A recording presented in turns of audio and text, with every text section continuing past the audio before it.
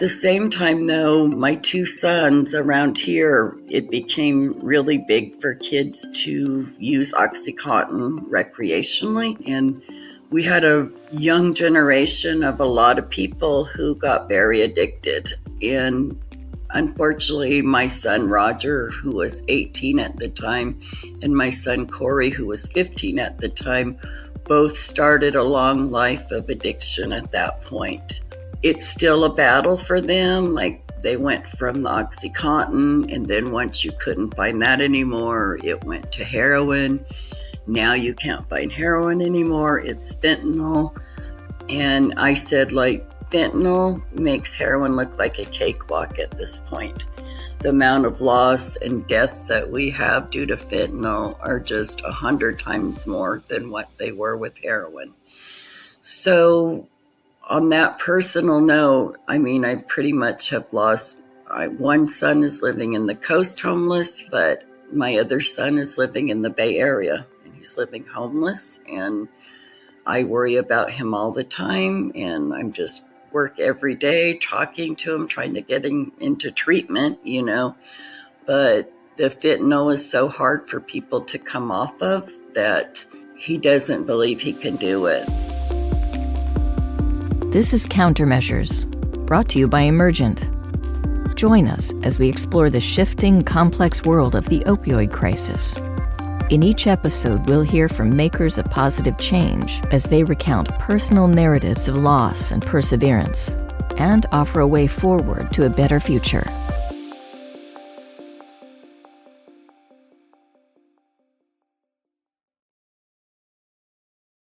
Native American and tribal communities have been some of the hardest hit by the opioid crisis.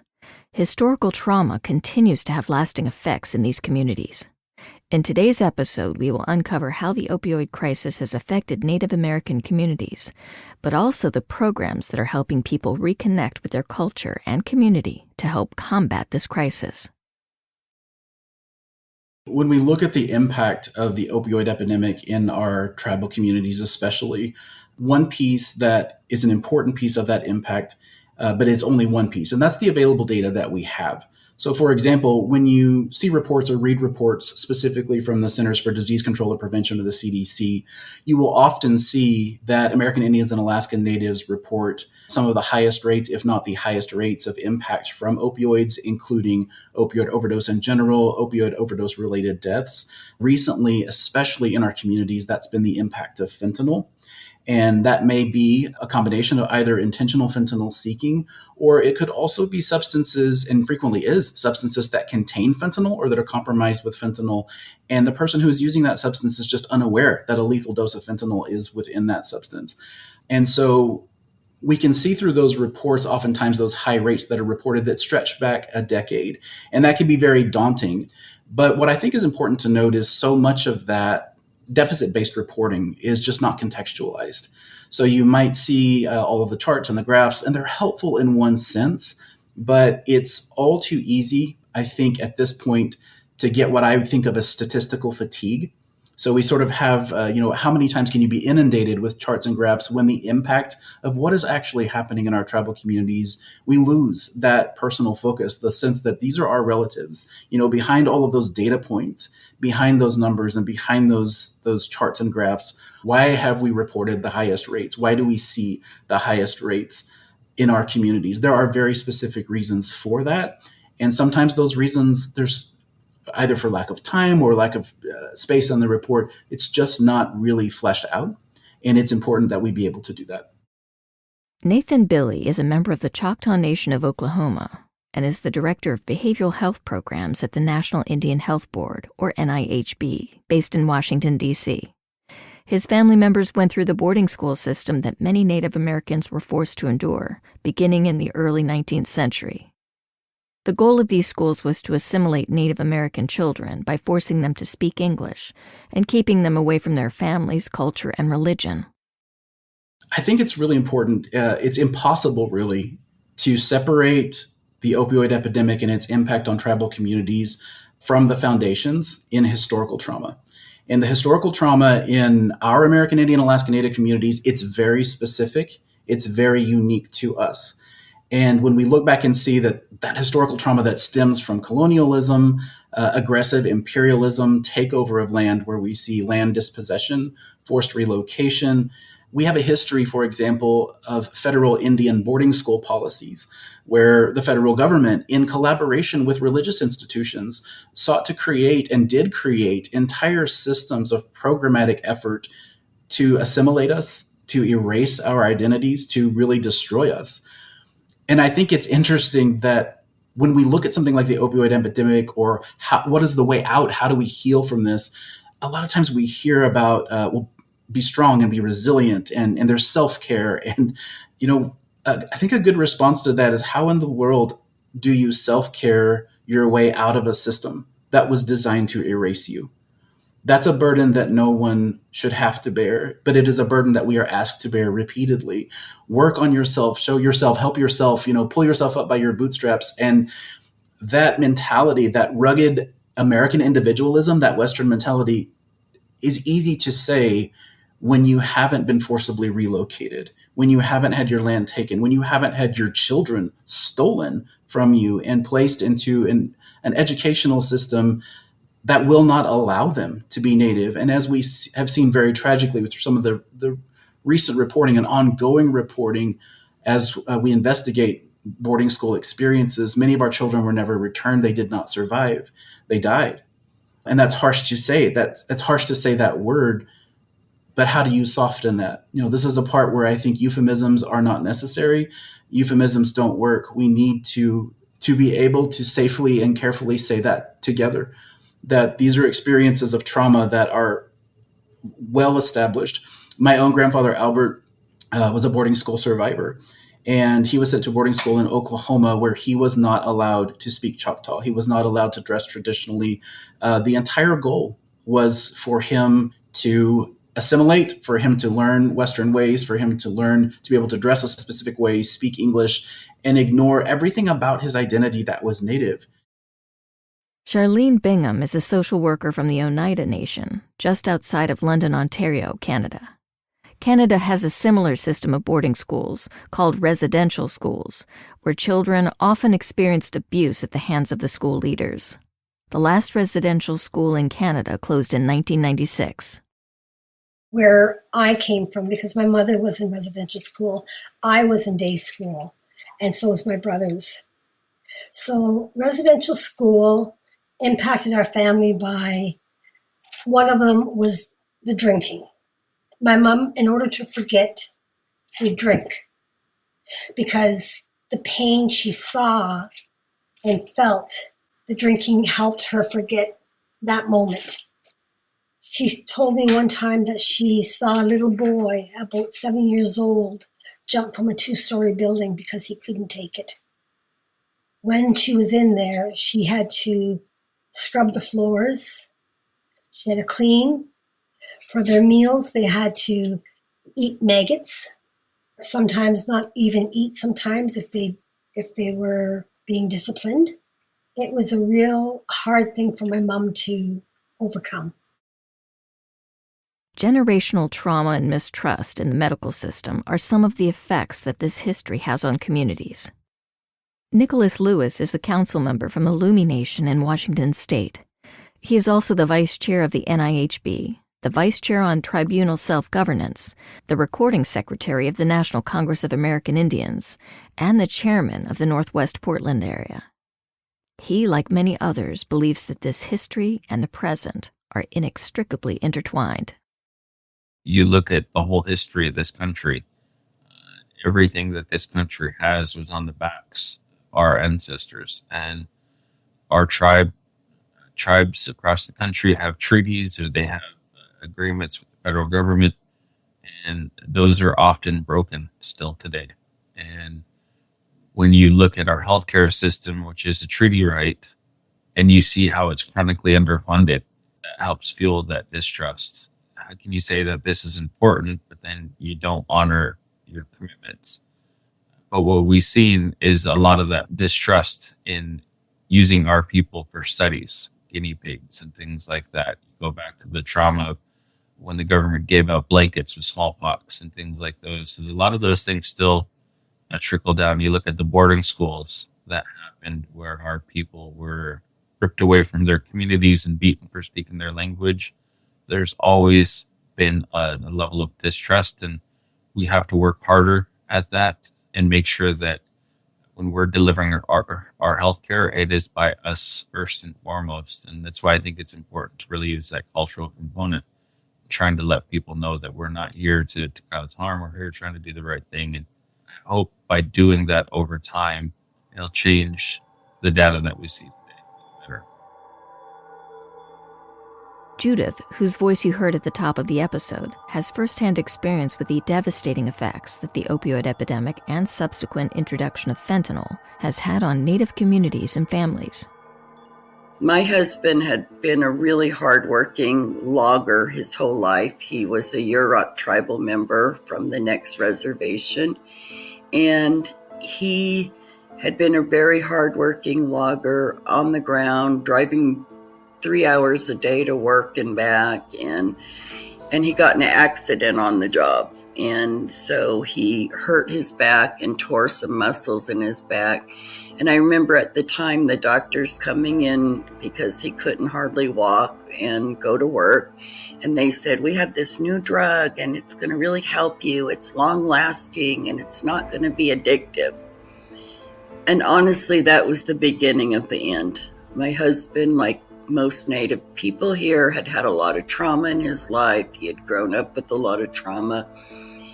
What they started as maybe 120 milligram Oxycontin went to 40 to 60 to 80 to 240 a day. And it just was a fast upward spiral of addiction. He was very discreet, and I didn't even know that.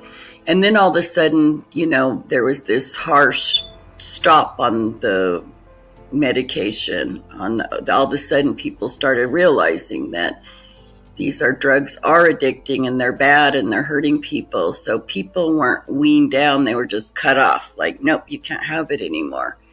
And so there are a large group of people, including my husband, went on to find other things. They were never going to handle that come down and not the cold turkey, I guess. There wasn't much information or knowledge about MAT, medication-assisted treatment.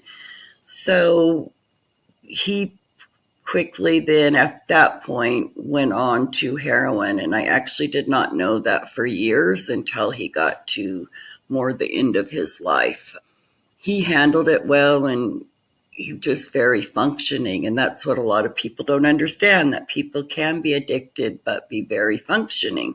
He helped take care of our grandkids. He was just like, you would never notice anything different. And then a few years ago, my oldest granddaughter, who me and my husband had raised a lot, and along co-parenting with her mother, she started having a fentanyl issue, and she overdosed several times. We started looking for treatment for her. And for Native kids to get into treatment, I don't know about other kids, but here, getting a child into treatment that young was almost impossible. It took like 5 months to find somewhere that would take her. And she had to go 5 states away. And it was very traumatic, and we were cut off of her all of a sudden for months.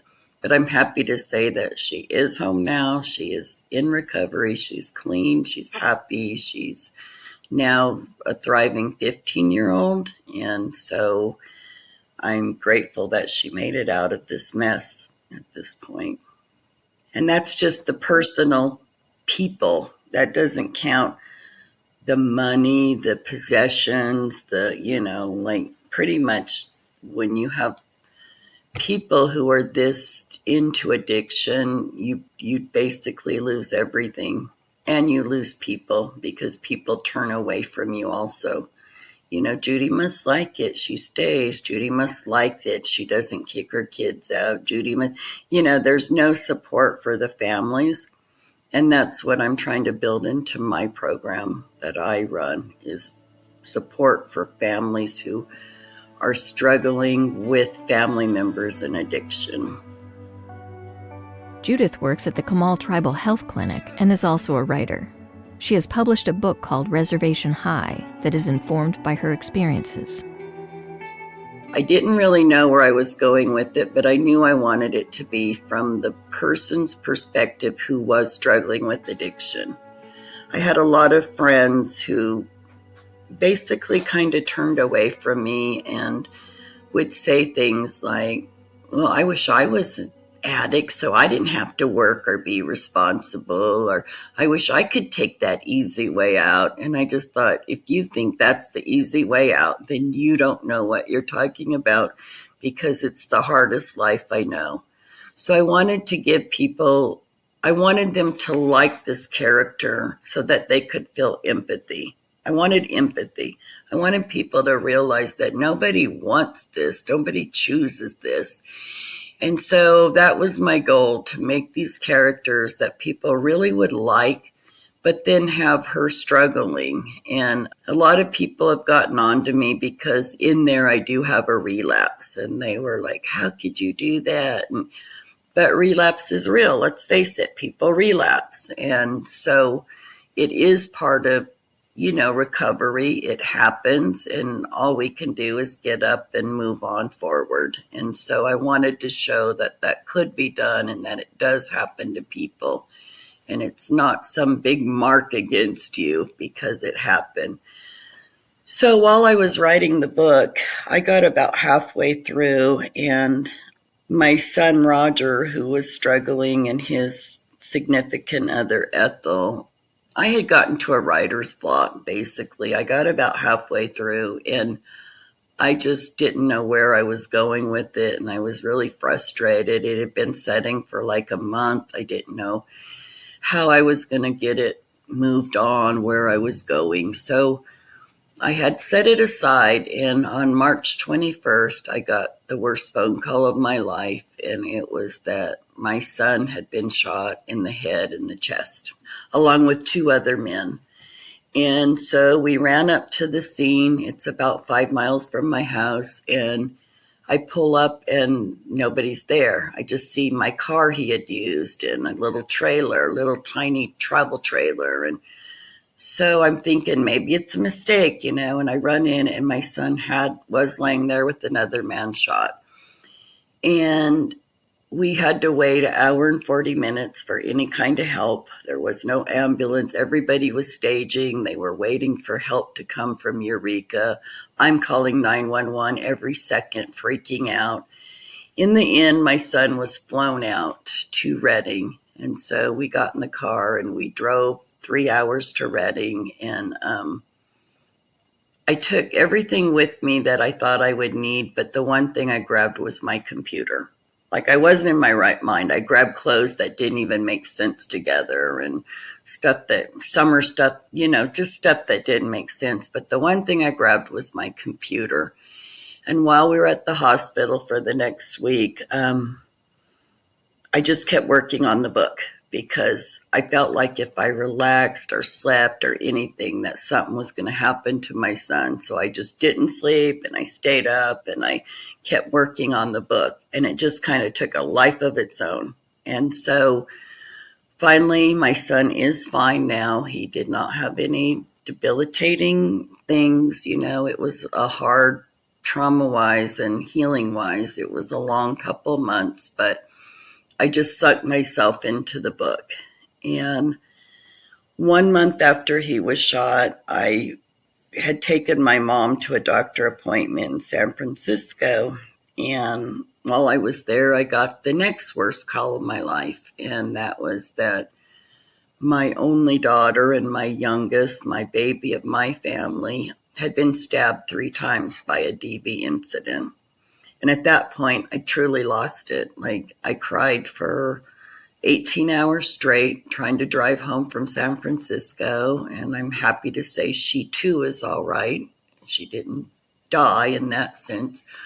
But at that point, I thought, I'm going to finish this book if it's the last thing I do. That just became my mission. That was April 28th, and I finished the book on June 25th. So whether I ever did anything with the book, I feel like it saved my life at a time when I needed something to sink myself into. So that's what the book means to me.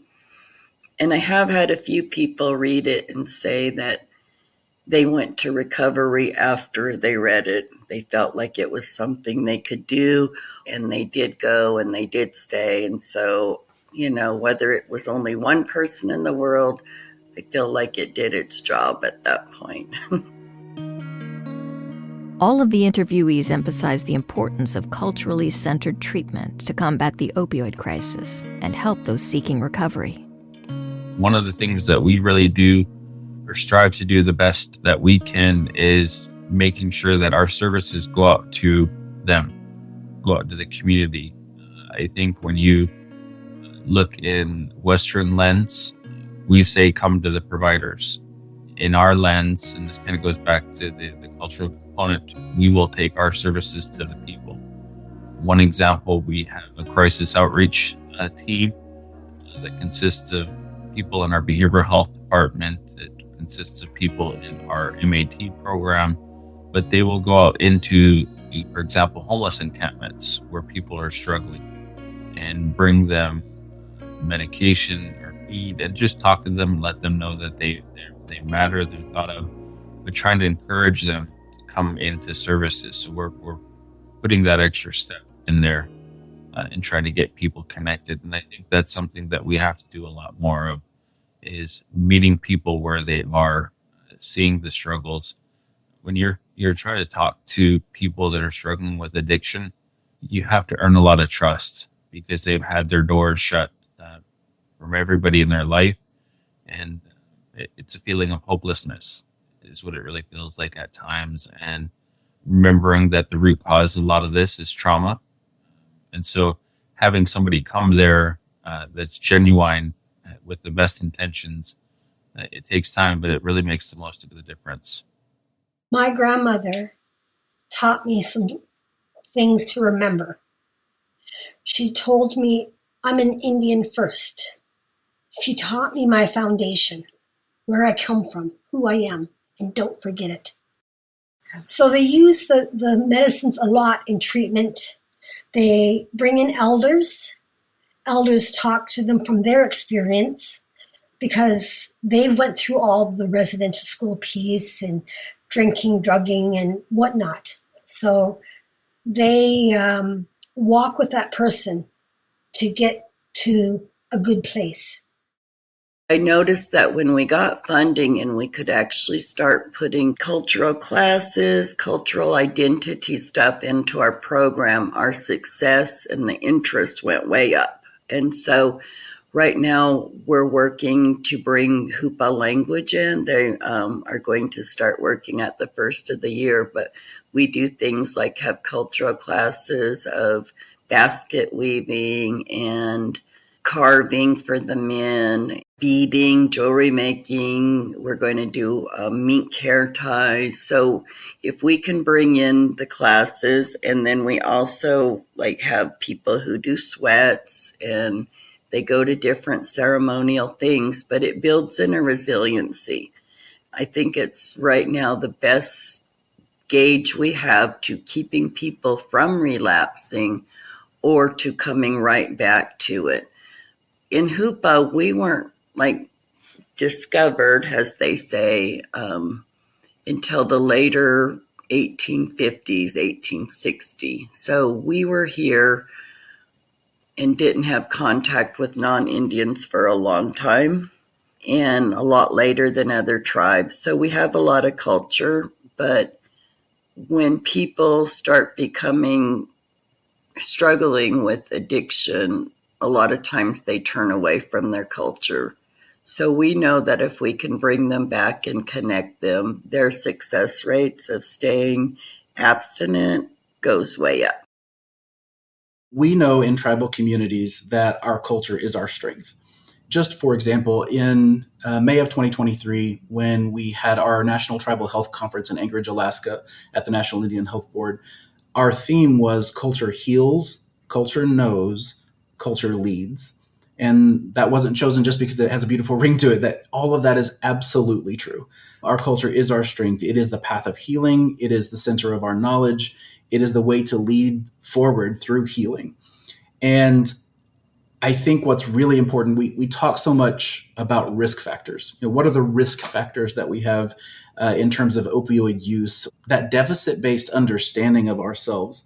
But there are protective factors in our culture. There are protective factors of strength. There is so much to celebrate in that attempt to what was attempted to be taken away from us in some of these policies. There's so much there that when we are allowed to, or when we are encouraged or equipped to reclaim that, to revitalize that, to focus on that, that becomes our protection.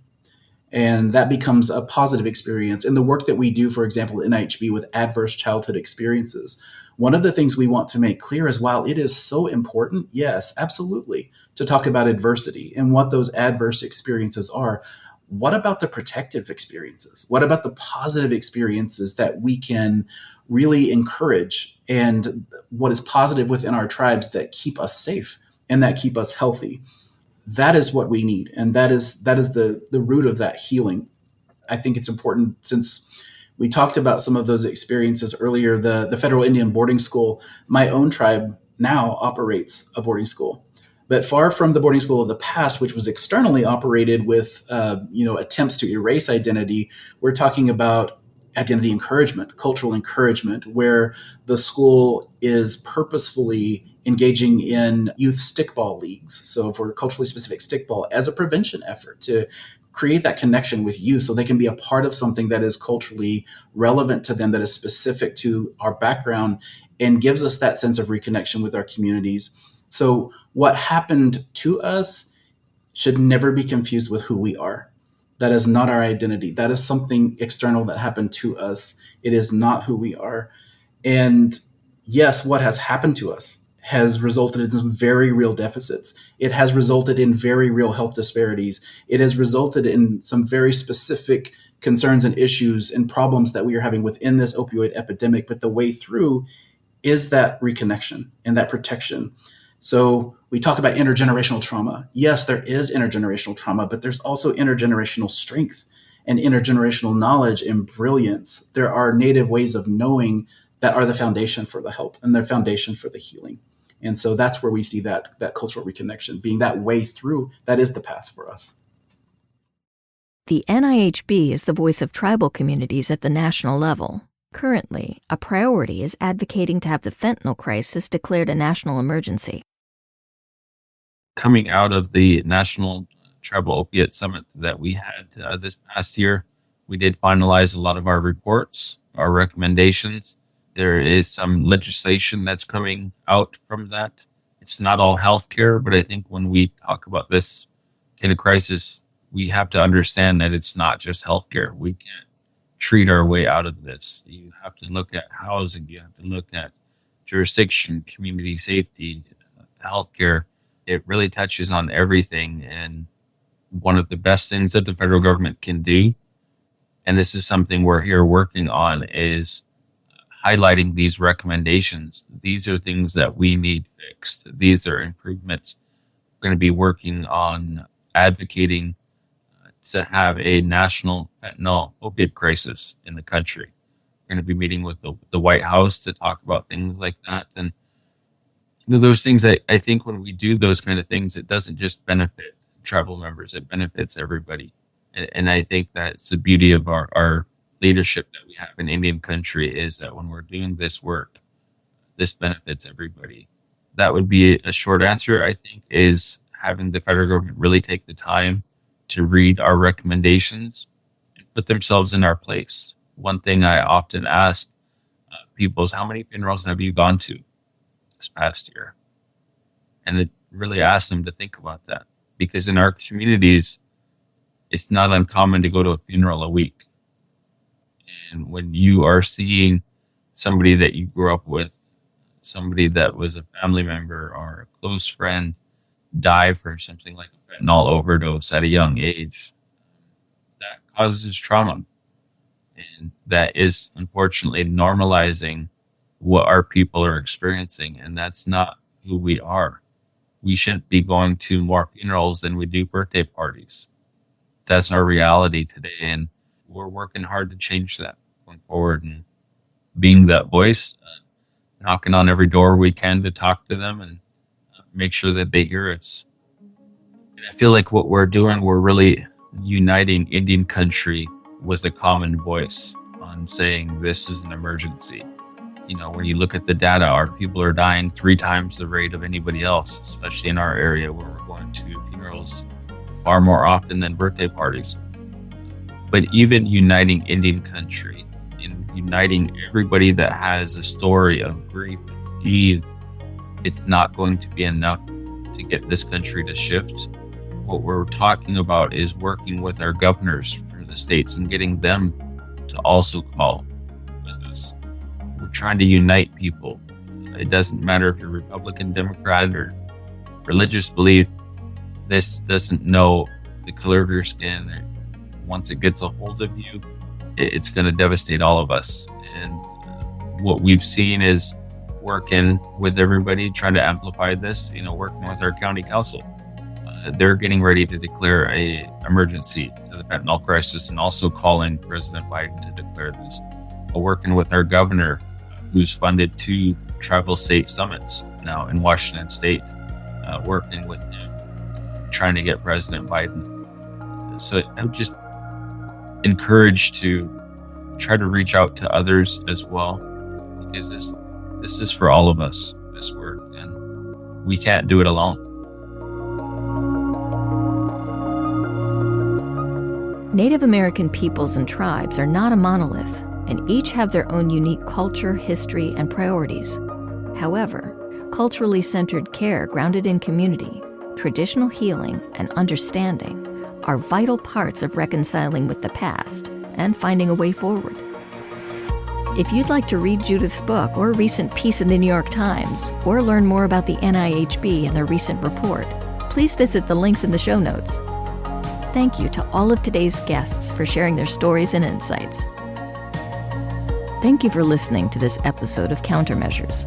To learn more about what Emergent is doing to address public health threats like the opioid crisis, visit emergentbiosolutions.com. If this episode resonated with you, consider rating and reviewing Countermeasures on your preferred podcast platform